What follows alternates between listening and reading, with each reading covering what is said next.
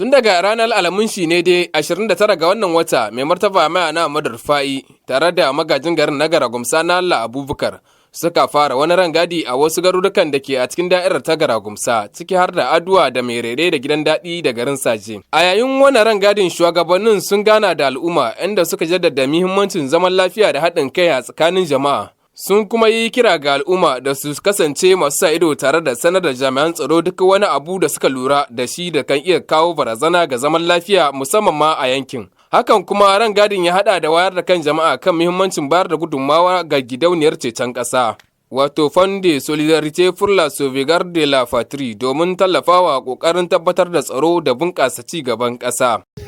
Nan dai kowa ya san bako. Kowa ya san bako fuska. Kenan kala a ɓoye. Duk abin da aka gani wanda ba a yarda da shi ba to a tarra mai gari da Allah a shaida min. Mai gari mun ga abu guri kaza fi sabilillah ba mu yarda da shi ba.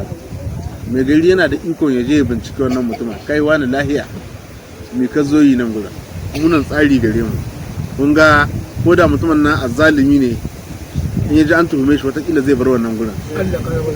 in kuma sa taurin kai shi mai gari ba ya kun gane ba ya san ina zai faɗi in ya so dandana a ɗauki mataki wanda za a kawo ɗauki saboda a gudu tare a tsira tare kenan mine ne ya kamata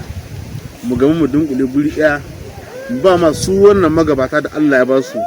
ba su goyon baya mu kama musu da addu'a Allah ya kama Allah ya taimake mu ta ƙarshe ita ce bisa kan asusun ceton ƙasa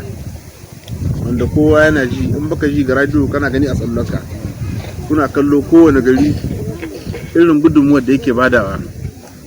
irin rawar da yake takawa yanzu kafin mu zo nan gurin mun je Aduwa mun tattauna da su kuma an fahimci juna kuma an yi magana bisa kan shi wannan asusu na ceton ƙasa wanda shi ne ake ɗauka ana saya ma jami'an tsaron mu kayan yaƙi wanda kai yau kana kwance gidanka lamun lahiya su kuma suna can dokar daji rana ta bige su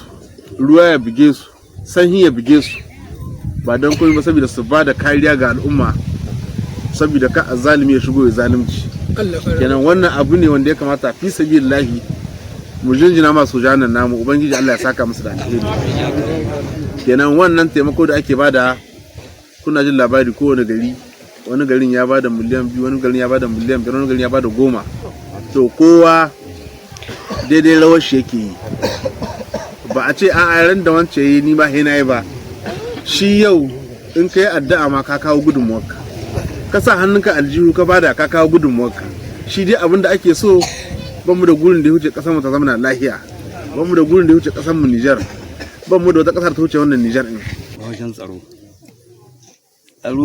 ba su ji kadai bane dan yana rubin daga da tsini a fita yayi tsaron kasa wanga lokaci tsaro ya zanna kowa ne babu yaro babu mace babu babba namiji abinda ake so duk abinda ba a gane ba kamar da mai ba ya faɗi ai maza ba a ga sarakun a ga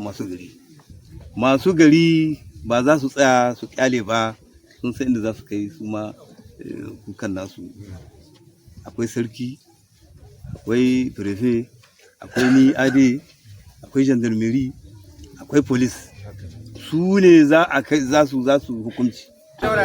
wanga asusu shi ma menene dan a tallafa ma magabata jaman tsaro da suke suna hana mu idon su kwana suna kodiyar cikin ta kwana su ne ake taimaka ma a tsakar sai musu kaya su ji karin aiki bancin shi likita ana dan su ma tallafa musu dan babu lahiya babu zance abinda muke so gare ku muna ƙara jan hankali a rika sa ido dan shi mugu wani sa'i sai shi ka dubara